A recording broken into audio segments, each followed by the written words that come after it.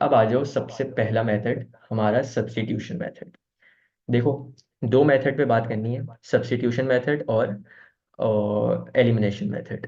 अब हमने क्या काम करना है, अब हमने देखो सब्स्टिट्यूशन मेथड कब लगाओगे, जब आपकी इक्वेशन जो है ना उसका ऑर्डर नहीं है। ठीक है।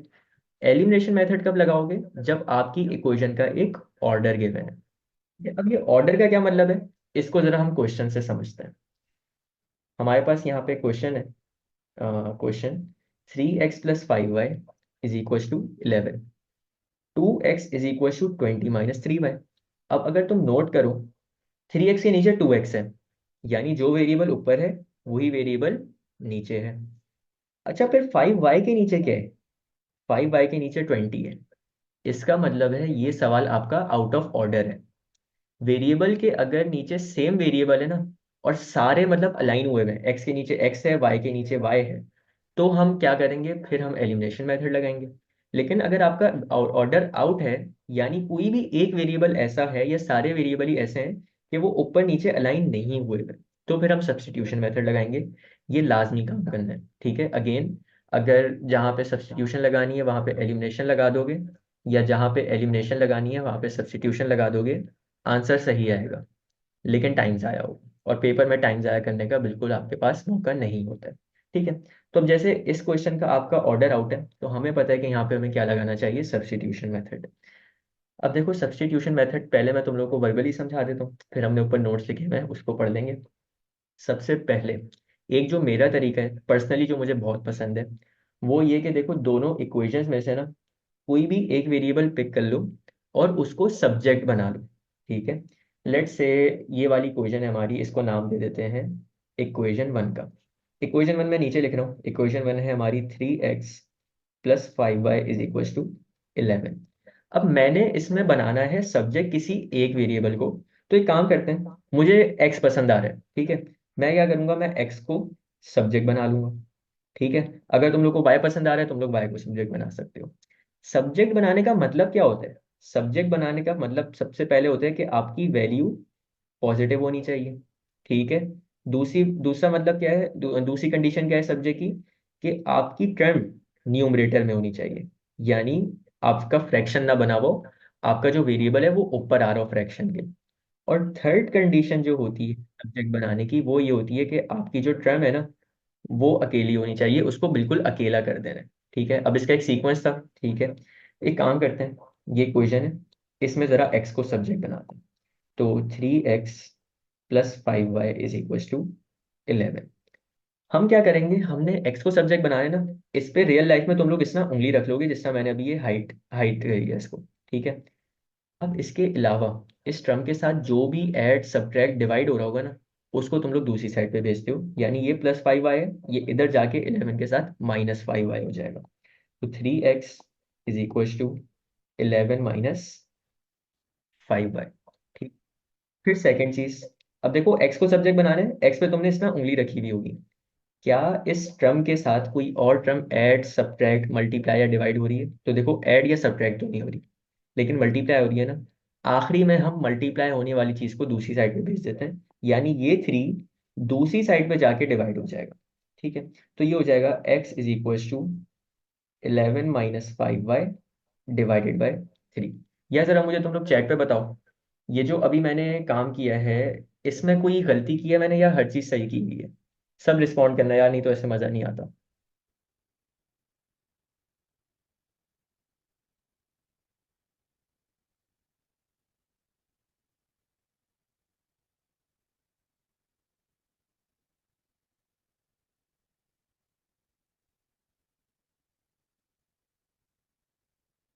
बिल्कुल ठीक है। देखो हमेशा तुम लोगों ने ये काम करना होता है, एक कॉमन मिस्टेक यही है जो अभी मैंने यहाँ पे की है। क्या मिस्टेक की है, ये जब 3 हम दूसरी साइड पे भेजते हैं ना, यूजुअल केसेस में बच्चा क्या करता है, एक ही टर्म के नीचे 3 लगा देता है। ये बिल्कुल गलत काम है। हमारा जो एक्चुअल स्टेप होना चाहिए ना, वो ये होना चाहिए, x is equal to 11 - 5y, और ये पूरी दोनों टर्म डिवाइडेड बाय 3 होंगी। ये जो मैंने ऊपर काम किया है ये टोटली गलत है, इससे तुम लोग के मार्क्स कट जाएंगे, तो ये काम नहीं करता है। ठीक है। इसको मैंने इस वजह से रेड कर दिया है कि ये आपका गलत मेथड है, और ये नीचे वाला आपका मेथड ठीक है। सबसे पहले हमने एक इक्वेशन में एक्स को सब्जेक्ट बना लिया, ठीक है। दूसरी इक्वेशन भी पिक करोगे, लेट्स से ये हमारी इक्वेशन 2 है, इसमें भी हम क्या करेंगे, एक्स को सब्जेक्ट बनाएंगे। तो देखो यहाँ आसान है, एक्स के साथ सिर्फ एक वेरिएबल 2 है जो कि इसके साथ मल्टीप्लाई हो रहा है। हम इस 2 को दूसरी साइड पे भेज के सब टर्म्स के साथ डिवाइड कर देंगे, तो ये हो जाएगा x is equal to 20 - 3y। और ये दोनों टर्म्स आपकी डिवाइड हो जाएंगी 2 से। अब देखो जो तुमने एक एक्स को सब्जेक्ट बनाया ना, पहली इक्वेशन में बनाया तो आपका ये आया आंसर, दूसरी इक्वेशन में जब एक्स को सब्जेक्ट बनाया तो ये आया आंसर। इन दोनों को इक्वल टू पुट कर देना है, ठीक है, क्योंकि यहाँ पे भी एक्स है, यहाँ पे भी एक्स है। हम क्या करेंगे, इन दोनों को इक्वल टू पुट कर देंगे। ये आपकी कहलाती है सब्स्टिट्यूशन, ठीक है। यानी एक चीज के बजाय हम दूसरी चीज पुट कर दिया करेंगे। तो यहाँ पे जो हमारी इक्वेशन बनेगी ना, वो बनेगी 20, मैं ऊपर वाली इक्वेशन लिख रहा हूँ, 20 - 3y/3। ये मैंने ऊपर वाली इक्वेशन लिख ली है पूरी। और नीचे वाली इक्वेशन है 11 - 5y = 3, तो = 11 - 5y/3। अब देखो, एक बड़ा आसान सा काम है जो कि यूजली बच्चों को पता नहीं होता। देखो, एक काम तो तुम ये कर, जो सबसे पहला इंस्टिंक्ट आना चाहिए वो ये कि ये 3 इस पूरी ऊपर वाली दोनों टर्म के साथ डिवाइड हो रहे हैं, ये 3 ऊपर इस पूरी वाली टर्म के साथ डिवाइड हो रहे हैं। तो इसी में बच्चा करता ही है, इस 3 को इधर भेज के इस पूरे टर्म से मल्टीप्लाई करा देगा, इस 3 को इधर भेज के पूरी टर्म से मल्टीप्लाई करा देगा, ठीक है। लेकिन कभी कभी ना तुम लोग वर्किंग बचा सकते हो, अपनी वर्किंग स्पेस बचा सकते हो, टाइम बचा सकते हो। कैसे? यार देखो, आपका इक्वल टू के लेफ्ट साइड पे एक ही फ्रैक्शन है, ठीक है। इक्वल टू के राइट साइड पे आपका एक ही फ्रैक्शन है। जब इक्वल टू के दोनों साइड पे एक ही फ्रैक्शन हो ना, तो हम क्या कर सकते हैं, इस नंबर को इस नंबर से सिंप्लीफाई कर सकते हैं। और यहाँ पे हमें पता है 3 × 1 = 3, 3 × 1 = 3 हो जाएगा, ठीक है। अब इसकी वजह क्या है? फॉर एग्जाम्पल, ये 3 को मैं दूसरी साइड पे भेज रहा हूँ, तो ये 11 - 5y से मल्टीप्लाई होगा, ऐसा ही है। तो ये हो जाएगा 20 - 3y = 11 - 5y/3, ठीक है। तो क्या होता है, ये 3 से 3 कैंसिल हो जाता है। तो हम क्या करते हैं, इंस्टेड के हम ये वाला स्टेप करें जो मैंने राइट साइड पे किया है, हम डायरेक्टली भी ये काम कर सकते हैं, आपको मार्क्स पूरे मिलेंगे। तो यहाँ पे 3 और ये 3 गया, तो क्या बचा, 20 - 3y = 11 - 5y। अब y वाली टर्म्स को सारी एक जगह पे ले आओ, ठीक है। चाहो तो इस -3y को इधर भेज सकते हो राइट साइड पे, चाहो तो इस -5y को इधर भेज लेफ्ट साइड पे। कैसे डिसाइड करोगे कौन सा भेजना है? यार हमेशा कोशिश किया करो कि बड़ा नंबर जो है ना, वो आप दूसरी साइड पे भेज दो, क्योंकि ये नेगेटिव ना, इधर आके जब पॉजिटिव होगा ये, तो आपका फाइनल आंसर पॉजिटिव में ही आ रहा होगा। कोई भी मसला नहीं है, किसी को भी भेज सकते हो, लेकिन मैं ये रेकमेंड करूंगा कि बड़े नंबर को दूसरी साइड पे भेज दिया करो। तो ये क्या होगा हमारा, हम इस 20 को राइट साइड पे भेजेंगे तो ये -20 हो जाएगा, ये -5y को लेफ्ट साइड पे भेजेंगे तो ये +5y - 3y हो जाएगा, ठीक है।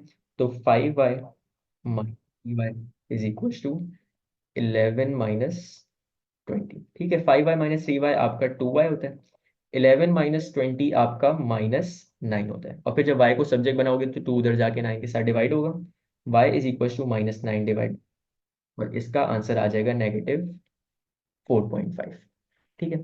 तो अभी एक काम हुआ है हमारा, ठीक है। साइमल्टेनियस इक्वेशन में हमेशा याद रख लेना, कम से कम आपके 2 आंसर आ रहे होंगे, ज्यादा से ज्यादा 4 भी आ सकते हैं, लेकिन कम से कम 2 आंसर आना लाजमी है। अभी किसका आंसर आया हमारा, y का आया है, कितना आया है, -4.5। देखो वेरिएबल कौन कौन से थे, वेरिएबल आपका एक y था, एक वेरिएबल आपका x था। अभी हमने सिर्फ y की ढूंढी है, x की ढूंढने के लिए देखो क्या करोगे, ये जो तुम्हारा आंसर आया ना y का, इसको किसी भी इक्वेशन में पुट कर दो, या तो इसमें पुट कर दो, या तो इसमें पुट कर दो, या एक इक्वेशन वो जिसमें हमने x को सब्जेक्ट बनाया है, कौन सी, ये वाली, इसमें पुट कर दो। मैं क्या रेकमेंड करूंगा, ये जो हमने जिसमें x को सब्जेक्ट बनाया हुआ है ना, इसमें पुट करो, ताकि टाइम भी बचे, तुम्हारा वर्किंग स्पेस भी बचे। वजह क्या है, देखो यहाँ पे सिंपली तुमने y की जगह वैल्यू पुट करनी है, और बेसिक एडिशन सब्ट्रैक्शन करके तुम्हारा आंसर आ जाना है।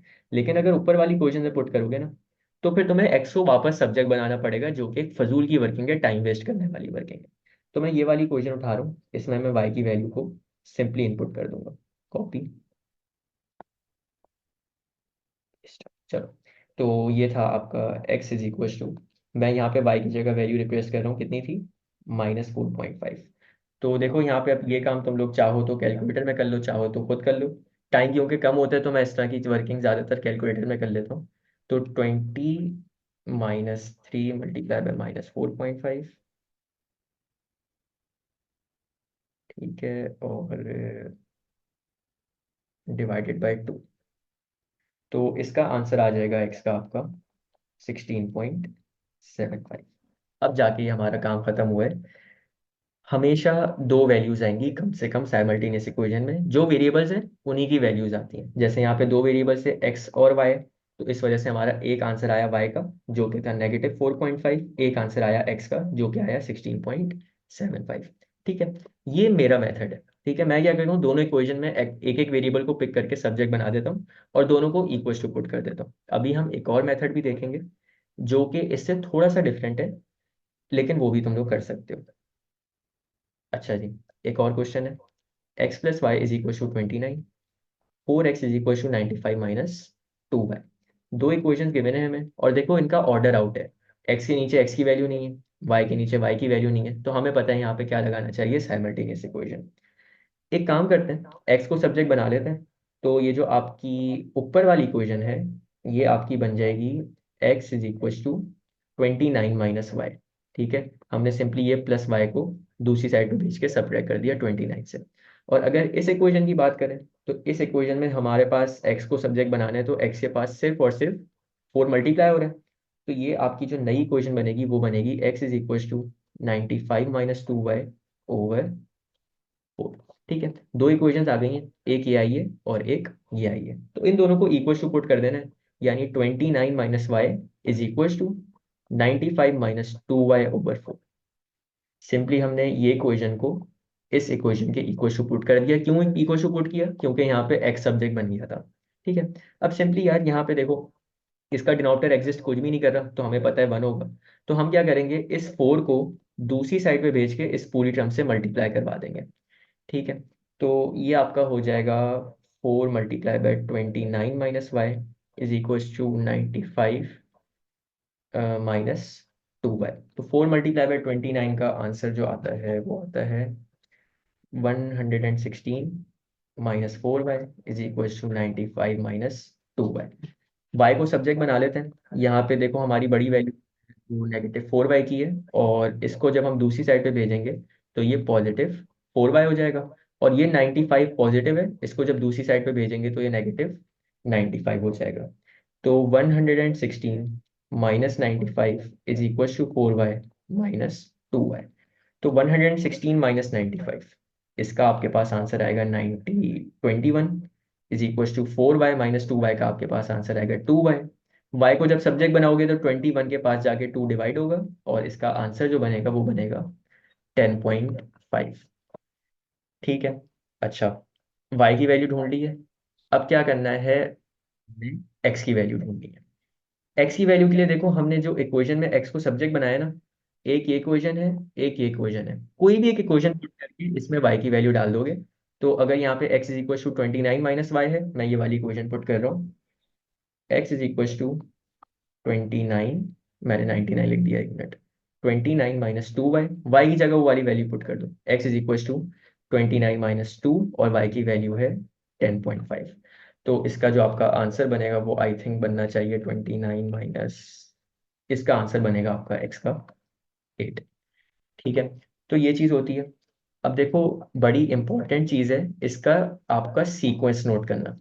सीक्वेंस क्या है, देखो अगर तो आपके x के नीचे x है, y के नीचे y है, और विदाउट एनी वेरिएबल वाली टर्म के नीचे बगैर वेरिएबल वाली टर्म है, तो हम क्या लगाते हैं, एलिमिनेशन। लेकिन अगर सीक्वेंस आउट है ना, यानी x के नीचे देखो यहाँ x तो है लेकिन y के नीचे y नहीं है, इसका मतलब है सीक्वेंस आउट है। इसी तरह इस क्वेश्चन में x के नीचे x तो है लेकिन y के नीचे y नहीं है। जब भी सीक्वेंस आउट होता है ना, तो हम क्या करते हैं, तो हमेशा हम सब्स्टिट्यूशन मेथड लगाते हैं। ये सब्स्टिट्यूशन मेथड का एक तरीका है जो कि मैं खुद पर्सनली हमेशा से यूज करता हुआ हूँ। अगर तो तुम्हारा पहले ही स्टेप में अरेंजमेंट सेम करने का तुम काम करो, जैसे यहाँ पे हम ये बोले ना कि आपका अरेंज नहीं हुआ हुआ, तो अरेंज कर लो। तो देखो बात वही हो गई, तुम टाइम वेस्ट कर रहे हो। अरेंज करके सीक्वेंस तो सेम कर लोगे, लेकिन टाइम एक्स्ट्रा लग रहा है। एग्जामिनर क्वेश्चन ही ऐसे डिजाइन करता है कि बच्चे को ये पता हो कि अगर तो अरेंजमेंट सेम नहीं है तो मैंने क्या लगाना है, सब्स्टिट्यूशन मेथड। और अगर बच्चा ऑर्डर आउट होके भी सीक्वेंस सेम करे, पहले सेम वेरिएबल के नीचे सेम वेरिएबल लाए और फिर यहाँ पे एलिमिनेशन मेथड लगा दे, तो वो इन शॉर्ट टाइम वेस्ट कर रहा होगा। ठीक है। अच्छा जी, अब देखो इसके एक दफा स्टेप डिस्कस कर लेते हैं। हमेशा स्टेप जो है हमारे, सबसे पहला स्टेप क्या होता है, जो हमने वेरिएबल पिक किया है, भले एक्स पिक करें भले वाई पिक करें, दोनों इक्वेशन में उसी को सब्जेक्ट बना लेना है। ठीक है। दूसरा काम क्या करना है, दोनों को इक्वेट कर देना है। ठीक, पहला पार्ट अभी हमने ये बोला, make the same variable the subject of both the equations.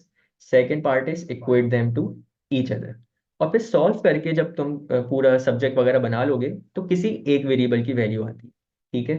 वो जो वेरिएबल की वैल्यू आ रही है ना, solve and find the value of first variable. पहले वेरिएबल की वैल्यू आ गई, फिर क्या करना है, put the value in any of the equation two find the value of second variable. पहला वेरिएबल जब आ जाए और दूसरे वेरिएबल की वैल्यू ढूंढनी हो, तो किसी भी इक्वेशन में उस वेरिएबल को पुट कर दो तो आंसर आ जाएगा। रेकमेंडेड क्या होता है, उस इक्वेशन में पुट करो जिसमें हमने एक वेरिएबल को ऑलरेडी सब्जेक्ट बनाया हुआ है। ठीक है।